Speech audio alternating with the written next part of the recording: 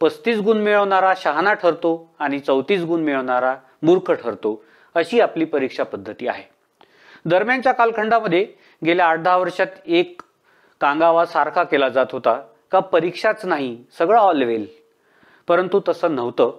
परीक्षा ही सातत्यपूर्ण सर्वंकष मूल्यमापन या पद्धतीने घेतली जात होती.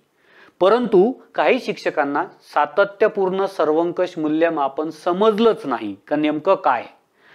ऍक्च्युली सातत्यपूर्णचा अर्थ असा आहे का सतत आपल्याला विद्यार्थ्यांचं निरीक्षण करून, विद्यार्थ्यांच्या वेगवेगळ्या प्रकारच्या परीक्षा घेऊन त्यांचं मूल्यमापन वर्षाच्या शेवटी करायचं होतं. परंतु ॲन्युअल एक्झाम त्याच्यामध्ये नव्हती. परंतु सातत्यपूर्ण सर्वंकष मूल्यमापन जे आहे, या सातत्यपूर्ण सर्वंकष मूल्यमापनामध्ये गुणात्मक मूल्यमापनाची साधने वापरावी लागत होती. परंतु